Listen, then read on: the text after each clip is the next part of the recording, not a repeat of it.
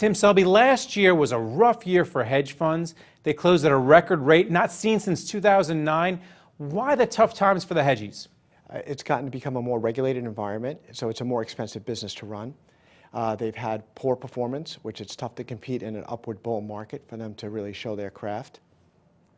And most people allocating to alternative managers are more focused on the bigger guys that have more critical mass, infrastructure, larger AUM. Why don't you talk more about the poor performance, because this is the so-called smart money, and last year I think they were up in the low single digits versus the S&P. You could have put your money in an index and gotten 13%. Did that wash away a lot of managers because people were not willing to pony up 2 and 20 for such lousy performance, relatively? Not at all, and I think this is some of the misperceptions that malign hedge fund managers, because hedge fund managers are not meant to compete with a bull market. They're meant to be risk mitigation and capital preservation devices. So in an upward market, nothing competes with a bull market.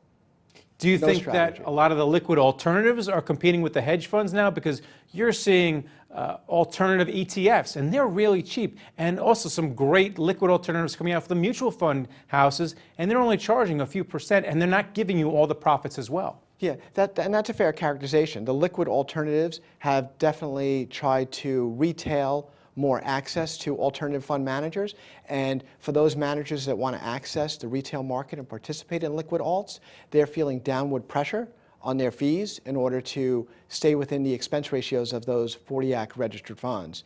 So that is a fair assessment. Are they cannibalizing it? I don't think so. I think they're reaching out to a newer market. The retail market is gaining access to alternative strategies, whereas before it was focused on the more financially sophisticated investors. Do you think the activists like Carl Icahn and Bill Ackman are stealing a lot of oxygen from some of the smaller players as well? People are just gravitating towards the Dan Loebs of the world as opposed to giving some of the smaller hedge fund players a chance? No, it's a different industry within. So there's been certainly greater opportunities in the activist area lately, but I think that's more systemic of the market as a whole, is that they're viewing that there are real opportunities for activists to come in and start to go after firms that have not been as efficiently run as believed to, or they may have too much cash, or there are opportunities to spin off and get rid of some other divisions, and the activists are speaking up on that. Well, do you think because of the volatility we've seen so far in 2015, with the VIX moving to 20 from about 13 where it was last year, do you think this is going to give hedge funds a boost after last year's really rough year? Do you think that all this volatility is going to put people back in hedge funds? Yeah, absolutely, because hedge fund managers, that is what they're designed to do, is to manage in the volatile downward markets so that you're not losing as much money and hopefully making money in the down markets. All right, let's see if they can do it. Thanks a lot for coming on. My pleasure. Thank you. And thank you for watching The Street.